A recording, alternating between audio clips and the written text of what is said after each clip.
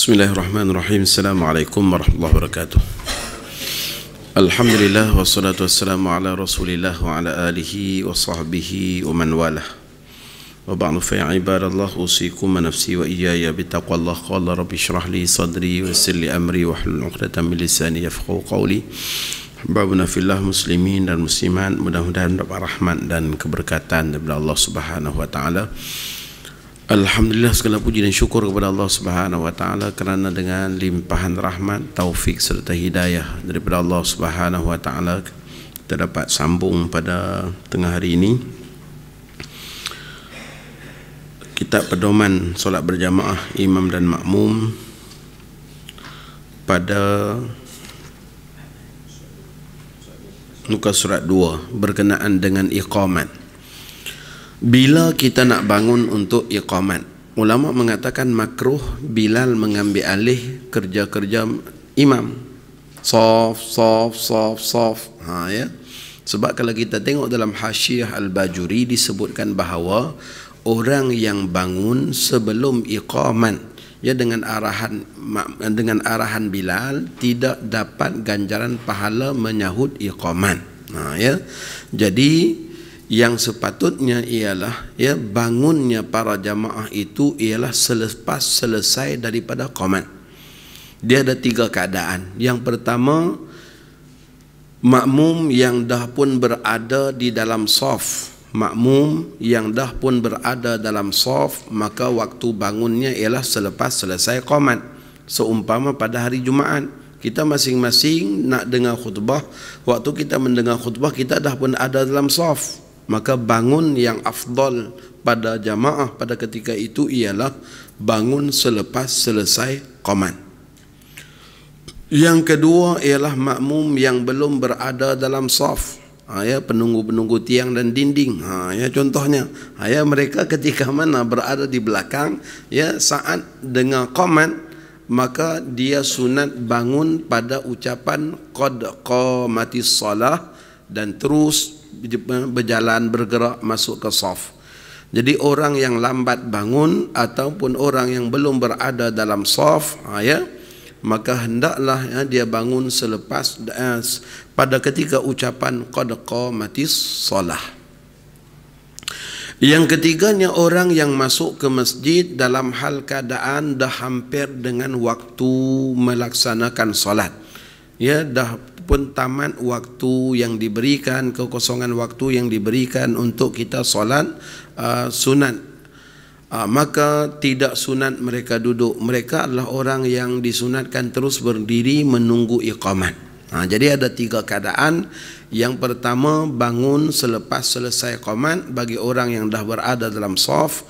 Yang kedua, bangun ketika ucapan qad qamatis shalah bagi mereka yang lambat bangun ataupun orang yang belum berada dalam saf.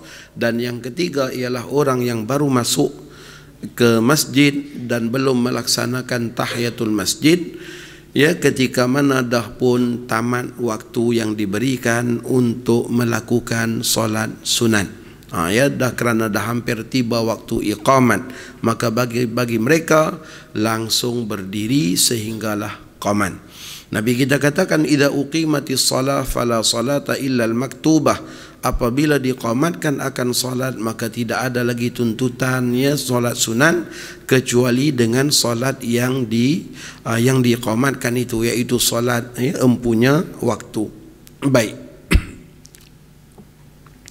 Semalam kita dah sebut berkenaan dengan 6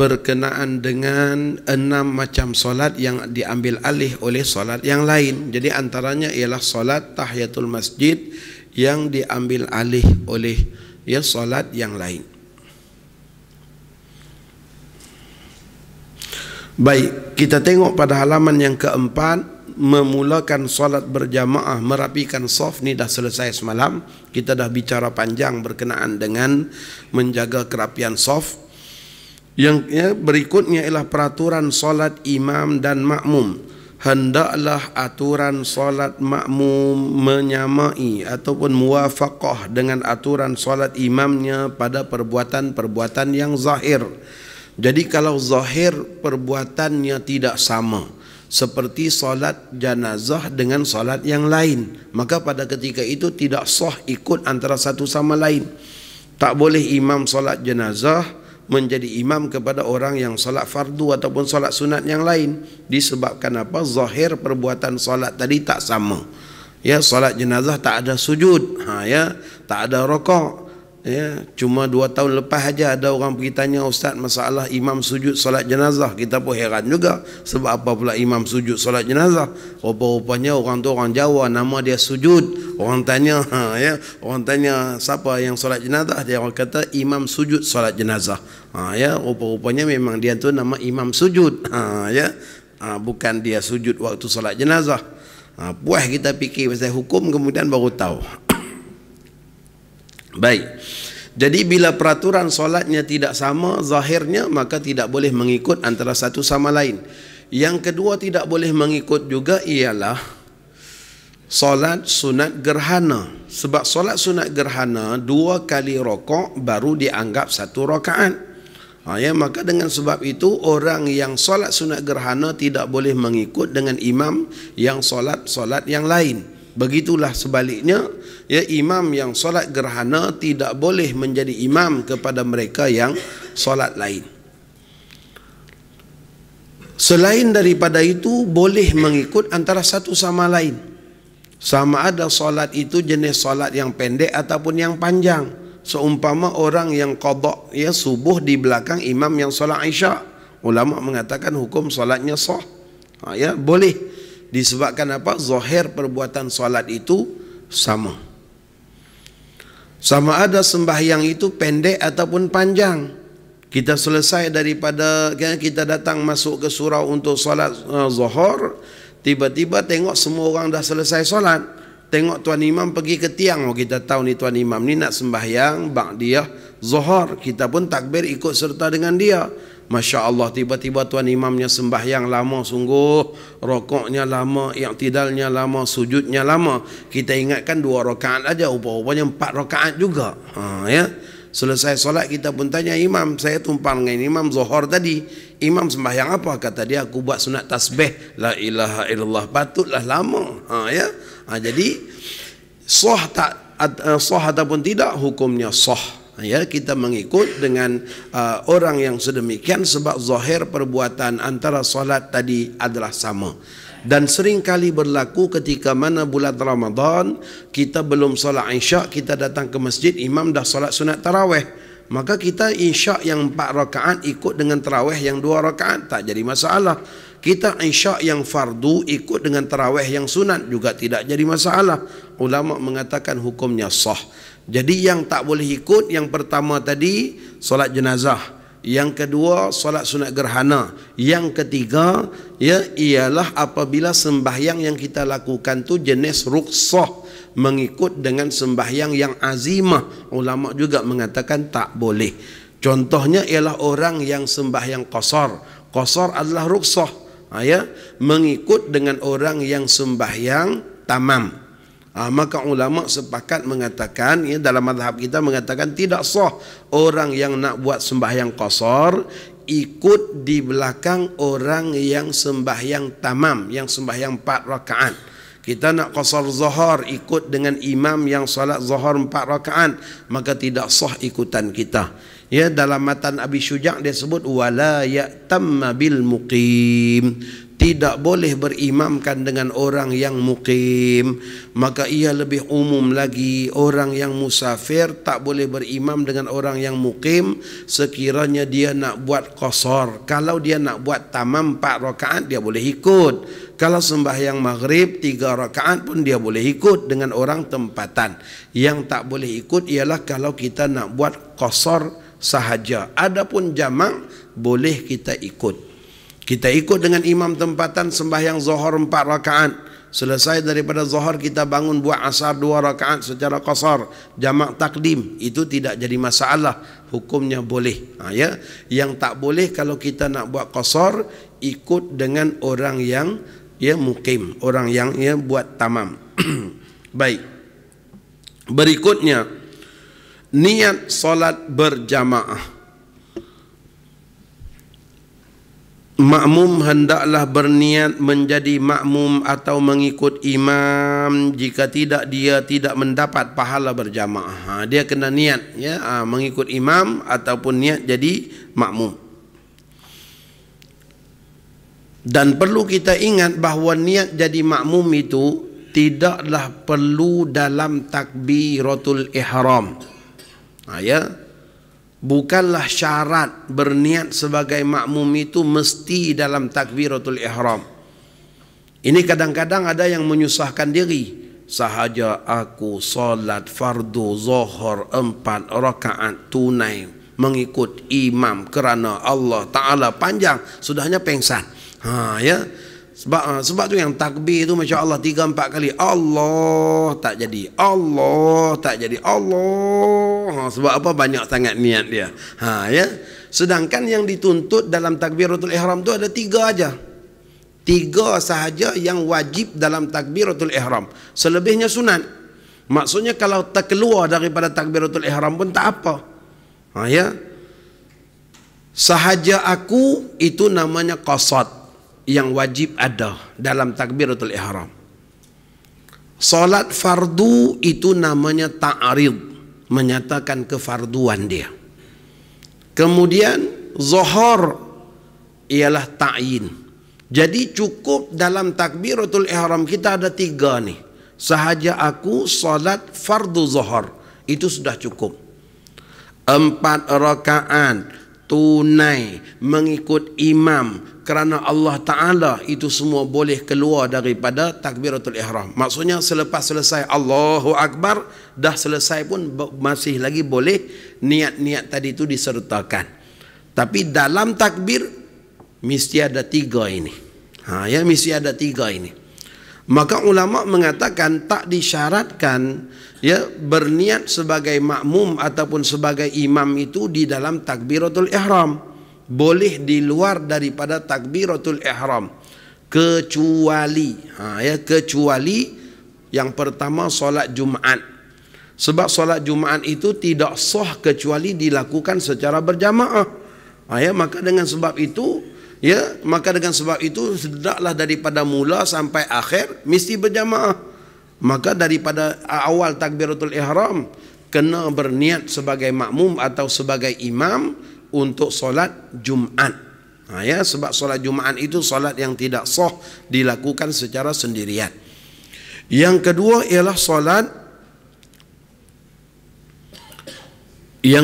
ialah salatul mu'adah, sembahyang ulangan.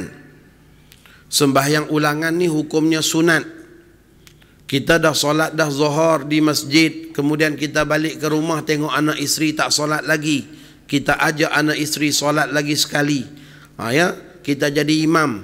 Itu namanya salatul mu'adah, sembahyang ulangan. Dalam mazhab kita sembahyang ulangan hukumnya sunat, dan sembahyang ulangan itu tidak sah kecuali dilakukan secara berjamaah. Sembahyang ulangan tidak sah kecuali dilakukan secara berjamaah.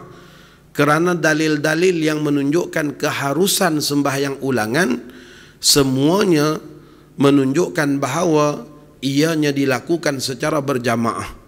Yang pertama, Sayyidina Mu'adz bin Jabal, beliau telah pun sembahyang Isyak dengan Nabi kita. Kemudian balik ke kampungnya Bani Salamah, orang kampung belum solat Isyak lagi. Maka Mu'adz jadi imam kepada orang kampung. Yang kedua, seorang lelaki masuk ke masjid pada waktu zuhur sesudah Nabi kita selesai solat. Maka Nabi kita tanya, siapa nak bersedekah untuk orang ini? Maksudnya tolong dia supaya dia dapat pahala berjamaah. Maka Abu Bakar bangun, lalu Nabi kita perintahkan Abu Bakar solat dengan orang tersebut. Maka Abu Bakar melakukan solat zuhur ulangan, dengan orang itu juga dilakukan berjamaah. Dalil yang ketiganya ialah Nabi kita selesai daripada solat Isyak, Nabi kita menoleh ke belakang, baginda tengok ada 2 orang lelaki yang tak ikut serta solat. Maka Nabi kita tanya, apakah kalian tak solat dengan kami? Maka kata kedua-duanya, kami tadi ya Rasulullah, kami dah pun solat di perjalanan kami. Waktu masuk Isyak tadi kami dah solat. Bila datang Nabi tengah solat, maka kami tak ikut. Nabi kita pun mengatakan sekiranya kalian datang ke masjid dan sembahyang jamaah sedang didirikan, maka hendaklah kalian ikut serta solat. Ya, maka perintah itu kata para ulama perintah sunan yang menunjukkan bahawa sembahyang ulangan itu boleh dilakukan, tetapi syaratnya mestilah berjamaah. Maka disebabkan sembahyang ulangan itu syaratnya mesti berjamaah, maka ulama mengatakan wajib niat sebagai imam ataupun makmum dalam takbiratul ihram. Ya, itu dua salat yang wajib niat berjamaah. Dalam setengah-setengah kitab fiqh dia tambah lagi dua. Ya, lagi dua. Dalam Safinatun Najah pun ada, dalam Nailur Raja dan juga Sabhatus Saminah pun ada. Yaitu sembahyang yang dinazarkan untuk dilakukan secara berjamaah. Ya, seronok sebab ada masjid baru di tempat kita, maka kita pun pasang niat aku bernazar nak melakukan sembahyang subuh 40 waktu berjamaah. Contohnya, maka jadi wajib pada kita sembahyang subuh berjamaah 40 waktu.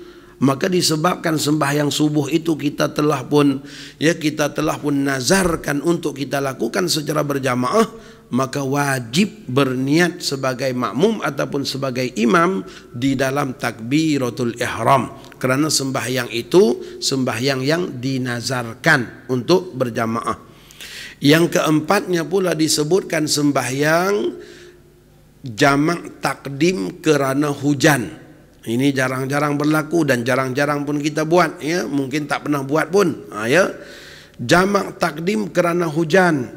Ulama mengatakan jamak itu alasan yang pertama kerana musafir, yang kedua kerana sakit, yang ketiga kerana hujan, yang keempat kerana manasik. Jadi ada 4 macam jamak sembahyang, ya. 4 macam jamak sembahyang. Jamak kerana musafir ni masing-masing daripada kita tahu. Ya, kemudian jamak kerana sakit, ya, untuk orang sakit yang sukar berkali-kali untuk dia berwudu ataupun sukar, ya, sebab disebabkan perlu kepada orang yang bantu ketika mana dia solat, ulama mengatakan boleh dilakukan secara jamak. Yang berikutnya ialah jamak kerana hujan. Ya, jamak kerana hujan ni hanya boleh jamak takdim sahaja, tak boleh jamak takhir. Ya, jamak takdim aja. Kita datang ke masjid, hujan selebat-lebatnya, musim banjir pula, ya, musim tengkujuh. Tuan Imam kata, tuan-tuan kita buat keputusan, ya, kita sembahyang zuhur dan kita jamak takdim siap-siap. Ya, takut balik-balik nanti jambatan roboh ke apa ke, tak boleh datang asar. Contohnya, ya, ataupun takut banjir, air naik dan sebagainya, kita sukar untuk datang semula ke masjid. Maka boleh melakukan jamak takdim, ya, zuhur dan asar tadi. Ya, selesai solat zuhur langsung bangun buat sembahyang asar. Sembahyang asar itu jamak takdim kerana hujan. Ulama mengatakan wajib berniat sebagai imam ataupun sebagai makmum dalam takbiratul ihram. Disebabkan apa? Disebabkan sembahyang itu tidak sah, ya, kecuali berjamaah. Kerana alasan jamak takdim kerana hujan hanyalah untuk mendapat pahala solat berjamaah. Itu alasannya, ya, syarak memberikan kita peluang untuk kita melakukan jamak takdim. Yang berikutnya ialah jamak kerana manasik. Ini berlaku ketika mana kita melaksanakan haji, di mana kita akan jamak takdim zuhur dan asar di Arafah, dan kita akan jamak takhir, ya, selepas kita wukuf di padang Arafah kita ke Muzdalifah, maka kita akan jamak takhir maghrib dan isya di Muzdalifah. Ulama mengatakan jamak di situ bukan alasan musafir, tapi alasan, ya, manasik, sebahagian daripada kerja buat haji. Ya, maka dijamakkan zuhur dan asar di Arafah, manakala maghrib dan isya di Muzdalifah.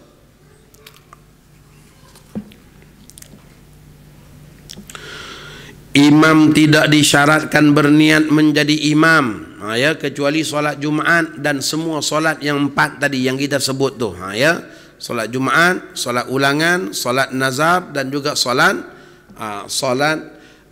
jamak takdim kerana hujan. Ya.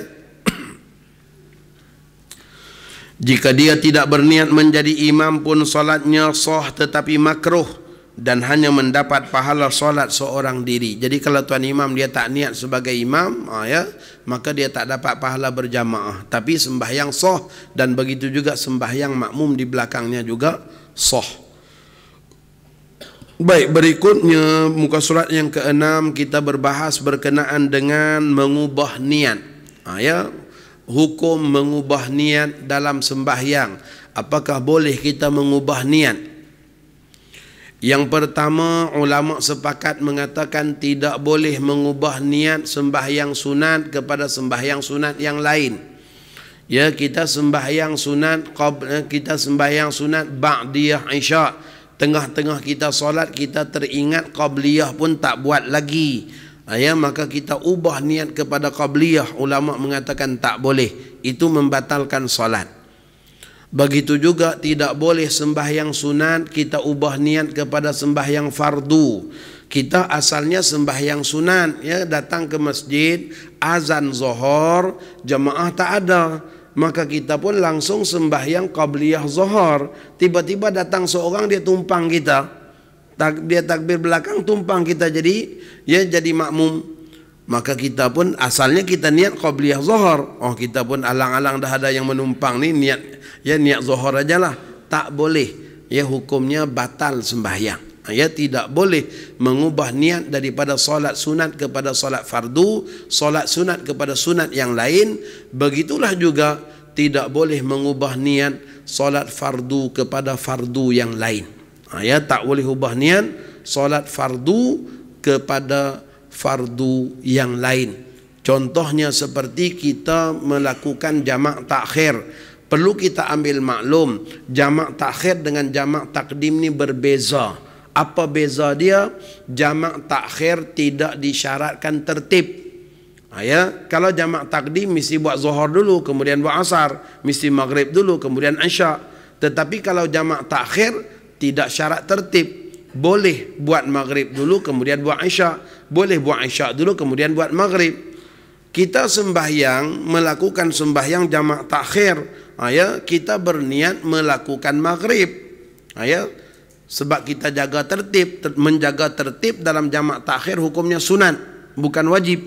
Berbeza dengan jamak takdim. Ya, jamak takhir juga tidak disyaratkan muwalat. Ya, jadi kalau tuan-tuan ada pilihan nak buat takdim ataupun takhir, pilihlah buat takhir. Sebab jamak takhir ini tidak syarat muwalat. Jamak takhir tidak syarat, ya, tertib. Jamak takhir juga tidak disyaratkan mesti sembahyang yang pertama sah, barulah sembahyang yang kedua sah. Ya, kalau jamak takdim, ya, sembahyang pertama sah, baru sembahyang yang kedua sah. Andai kata sembahyang yang pertama zuhur batal, maka asar yang mengikut dengan zuhur ikut serta batal. Tetapi kalau jamak takhir tidak macam tu. Ya, masing-masing tersendiri. Kalau zuhur yang batal, ulang semula zuhur. Ya, asar dah selamat. Ya. Jadi jamak takhir lebih mudah sebenarnya. Kena mengaji satu kitab lagi tuan-tuan, ya, Pedoman Solat Musafir karangan Tuan Guru Haji Ahmad bin Haji Saleh. Ya, ini perlu kita yang banyak urusan, banyak travelling ni perlu mengaji. Tak memada belajar bab jamak qasar ni kalau sekadar pakai panduan yang disediakan oleh PLAS sahaja di surau-surau. Ya, cara melaksanakan jamak takdim, niat dan sebagainya. Tapi syarat musafir tak tahu, hukum hakam musafir tak tahu, beza musafir, ya, muqim dan mastautin pun tak tahu. Ya, syarat-syarat sah sembahyang qasar ada 11 syarat sah sembahyang qasar. Masya Allah, kalau tak tahu syarat sah sembahyang qasar, macam mana kita sembahyang qasar? Ya, ada 11 syarat sah. Ya, maka perlu kepada pengajian. Baik, kita niat sembahyang maghrib mengikut dengan tuan imam jamak takhir. Masing-masing musafir, memang kita nak buat jamak takhir. Tiba-tiba tuan imam kita rupa-rupanya niat isya. Ya, kita niat maghrib. Tuan imam cukup 2 rakaat bagi salam sebab dia buat isyak dulu. Kita pula dah niat maghrib. Ya, maka pada ketika itu kita pun dah halang-halang tuan imam bagi salam, aku pun salam samalah. Ya, ubah niat kepada isyak tidak boleh. Ya, tidak boleh. Jadi fardu kepada fardu tidak boleh diubah niat, sunat kepada sunat tak boleh diubah niat. Ya, sunat kepada fardu tak boleh diubah niat. Hanya satu keadaan sahaja yang kita boleh ubah niat, iaitu fardu kepada sunat. Fardu kepada sunat boleh diubah niat untuk mendapat ganjaran pahala berjamaah.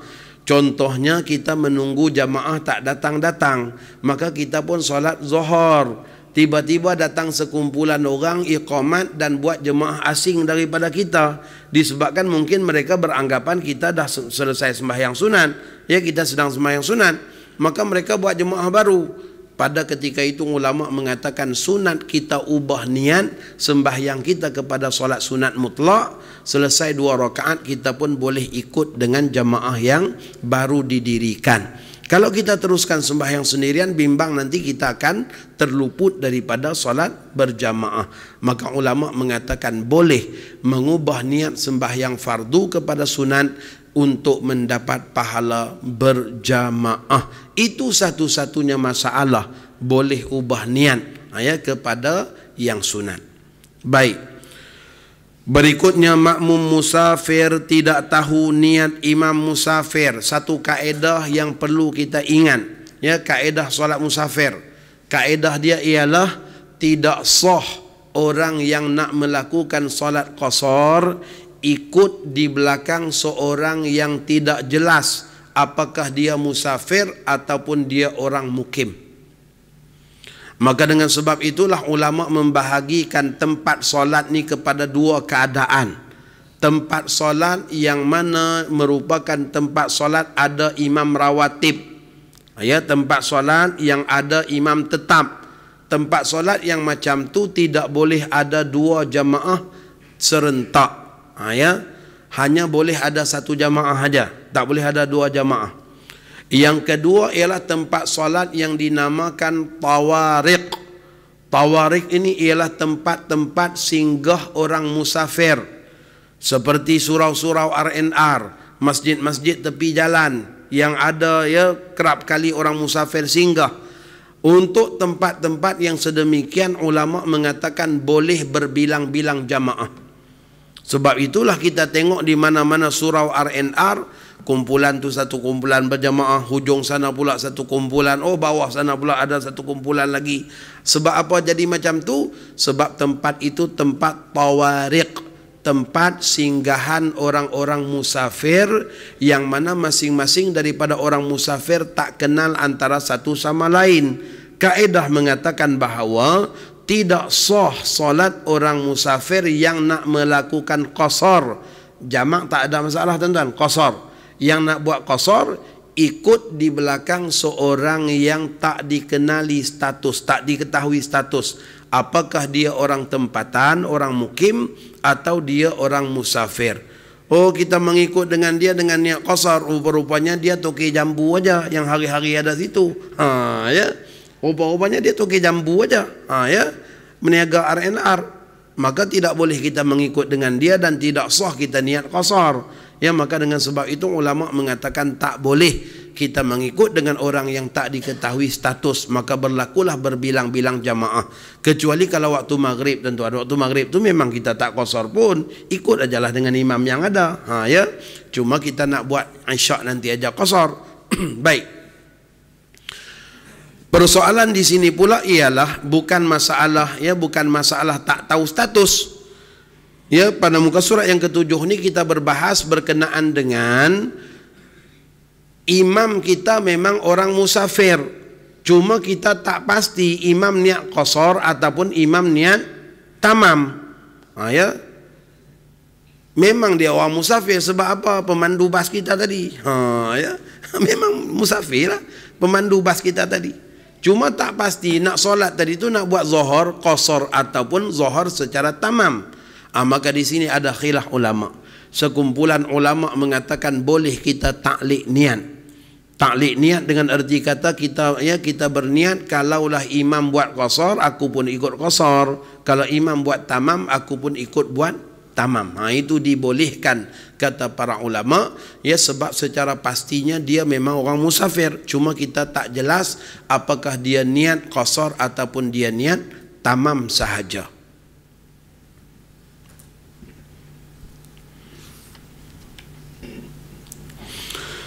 Baik, berikutnya muka surat yang ke-8 antara pahala dan fadilat. Antara pahala dan fadilat. Ulama mengatakan fadilat solat berjamaah yang dikatakan oleh Nabi kita 27 darajat itu akan diperolehi oleh siapa sahaja yang dapat solat secara berjamaah. Dengan erti kata asalkan kita dapat sahaja satu rakaat ataupun dapat saja satu rukun sebelum imam beri salam, maka kita dianggap dapat fadilat berjamaah. Yang Nabi kita katakan afdalu min salatil fadzi, lebih baik daripada sembahyang sendirian sebanyak 27 darajat. Itu secara maklum. Nabi kita sebutkan sembahyang berjamaah itu lebih baik daripada sembahyang biasa sebanyak 27 darajat. Ulama mengatakan bahawa semua orang asalkan dia sempat aja dapat satu rukun sebelum imam bagi salam, datang takbiratul ihram, Allahu Akbar, imam assalamualaikum warahmatullah, assalamualaikum warahmatullah, kita dah dikira dapat pahala jamaah, dapat fadilat berjamaah. Cuma pahala ulama mengatakan berbeza.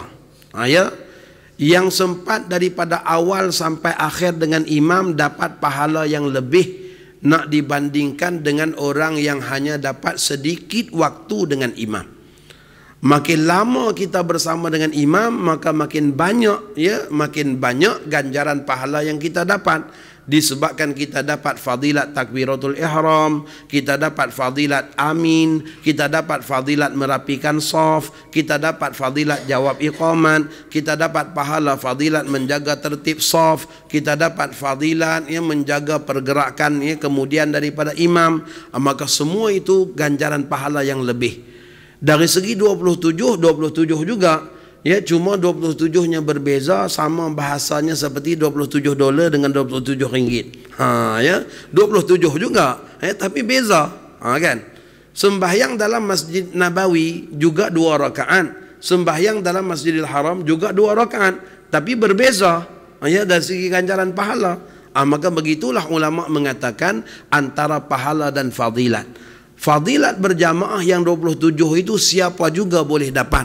Tetapi pahalanya berbeza-beza mengikut kadar masa kita bersama dengan imam. Lebih lama kita dengan imam, maka lebih banyak ganjaran pahala yang kita dapat. Kalau solat Jumaat pula tuan-tuan, tengok pada perhatian tu muka surat 8. Bagi solat Jumaat, makmum tidak mendapat solat Jumaat melainkan dengan mendapat satu rakaat bersama dengan imam. Ini sabit dalam nas hadis Nabi kita katakan man adraka rak'atan minal jumu'ah faqad adrakal jumu'ah. Siapa yang mendapat satu rakaat bersama imam dalam solat Jumaat, maka dia dikira dapat solat Jumaat.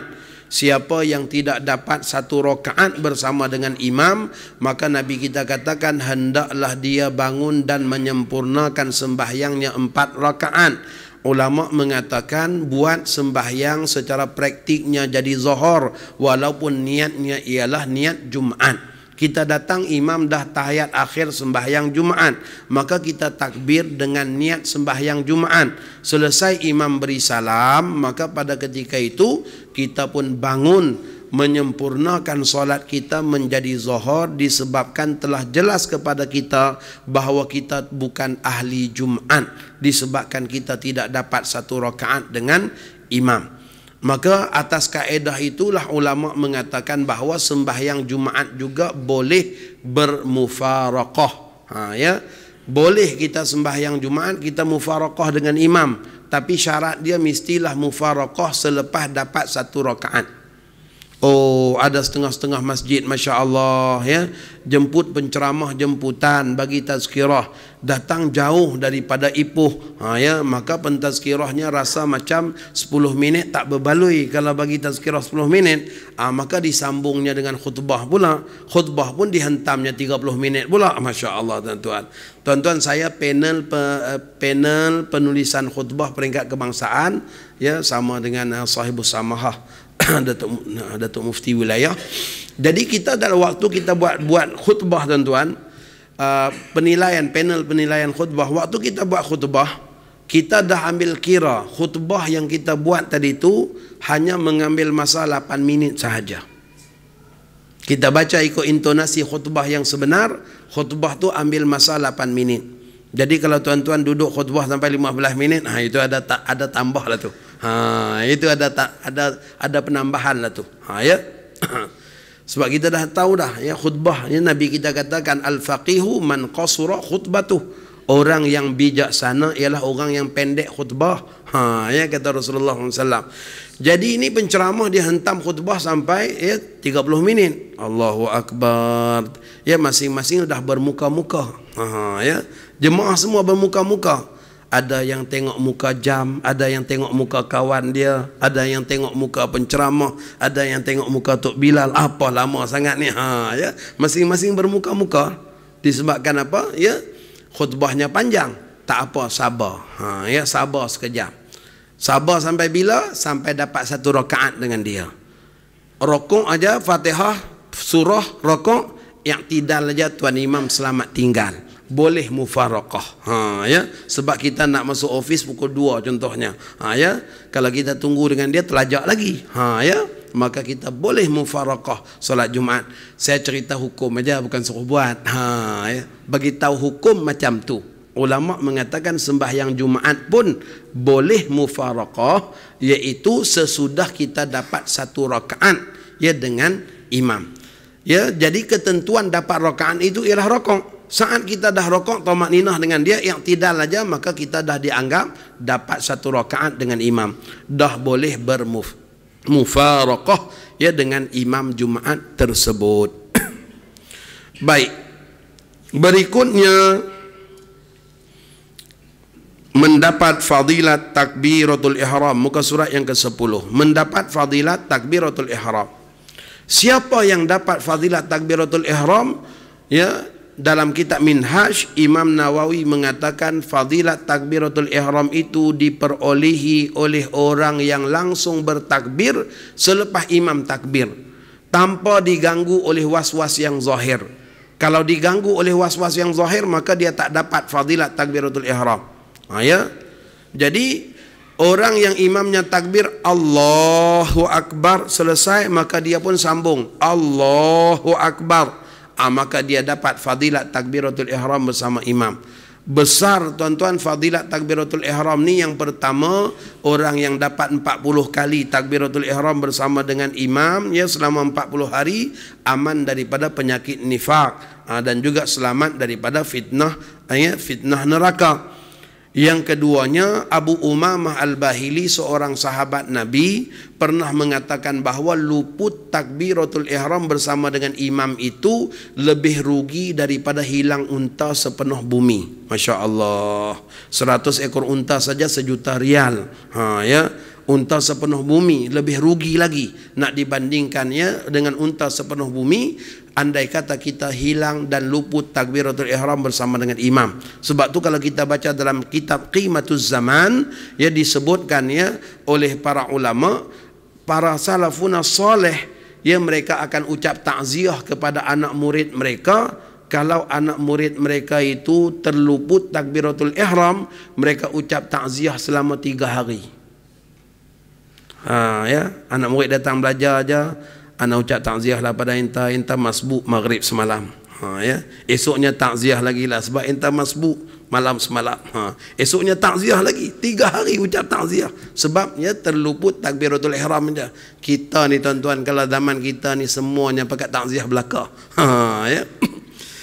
Jadi itu besarnya, ya, kelebihan takbiratul ihram bersama dengan imam. Jadi kata Imam Nawawi, orang yang diganggu oleh was-was yang zahir, maka dia tidak dapat fadilat takbiratul ihram. Macam mana was-was zahir? Allah usalli fardhu zuhri arba'an. Allah usalli fardhu zuhri. Allah usalli fardhu zuhri arba'an. Allah hush. Marah kat dia. Dia marah kat dia sendiri sebab takbir tak boleh. Ya contohnya. Jadi yang macam tu dia tak dapat fadilat takbiratul ihram. Ya, disebabkan apa? Zahir jelas nampak dia seorang yang was-was. Ya, kadang-kadang sampai 8 kali pun tak dapat. Orang sebelah kata aku pangkang langsung dapat, kata dia. Ya. Mengalahkan sembahyang raya. Sembahyang raya pun 7 aja.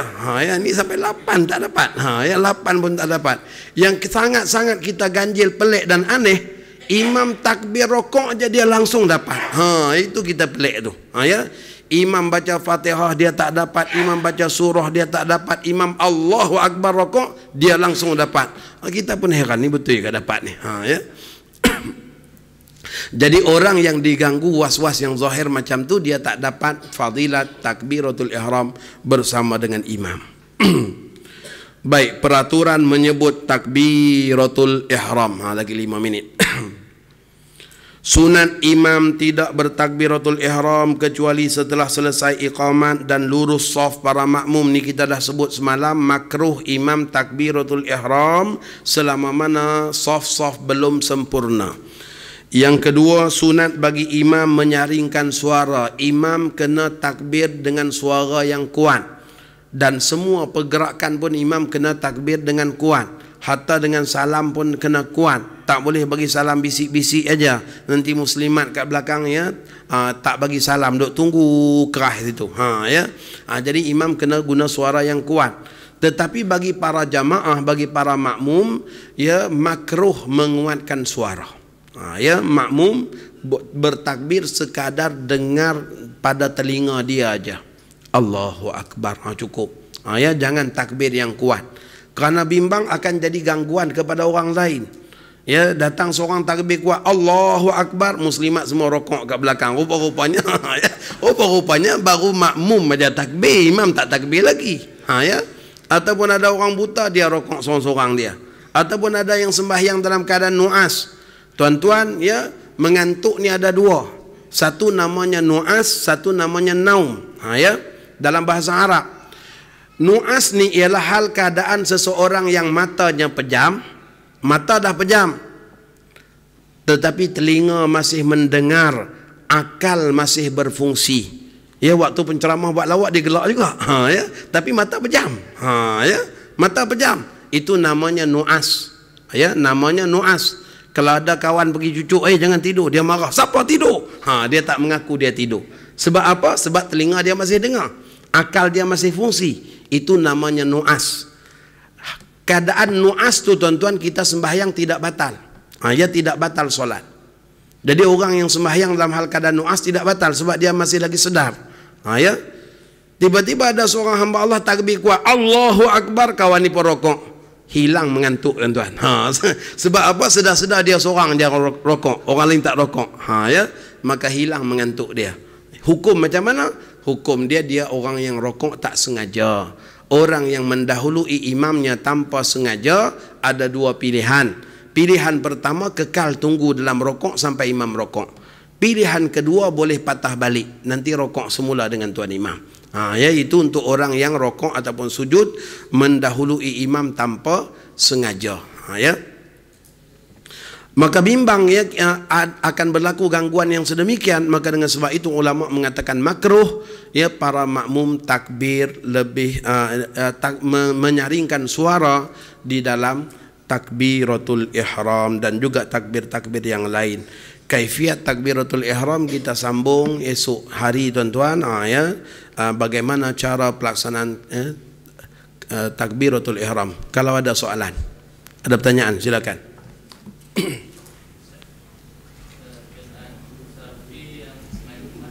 Baik.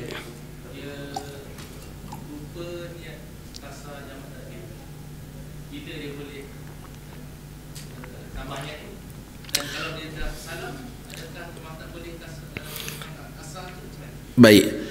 Ulama mengatakan bahawa boleh kita melakukan jamak sembahyang Jumaat dengan sembahyang asar dengan syarat jamaknya itu ialah jamak takdim.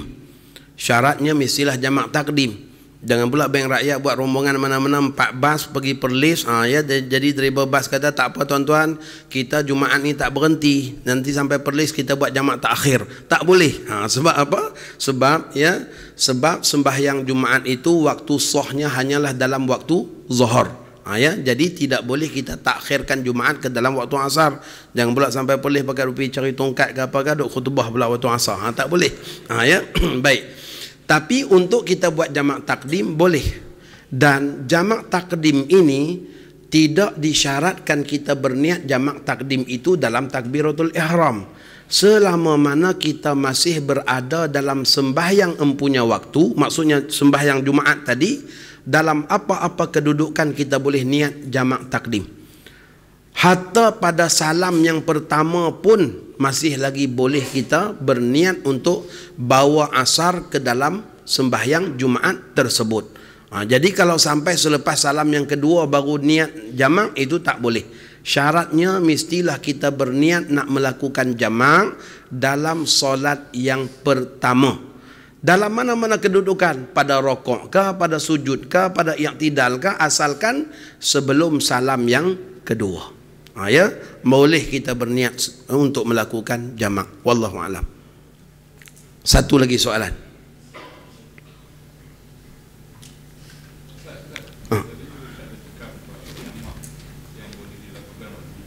Ya.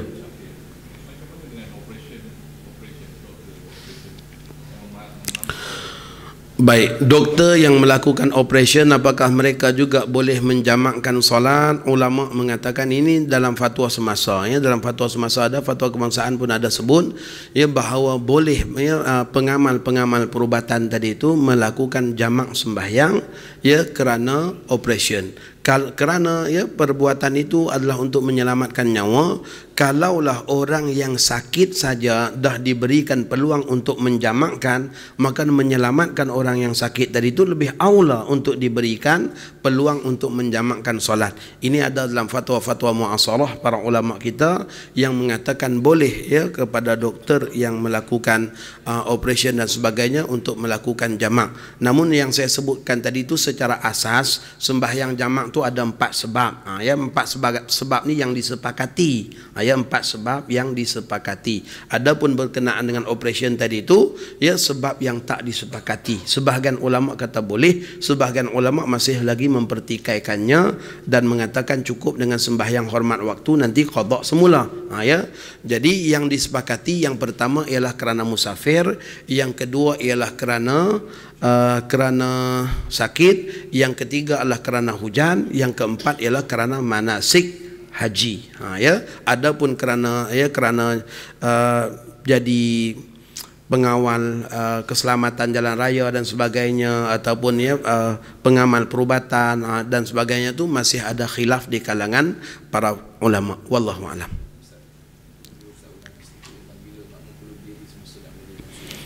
Oh baik, permintaan supaya diulang bila makmum berdiri ketika mana nak melakukan solat ya dalam fadail, kelebihan dan fadilat iqamat.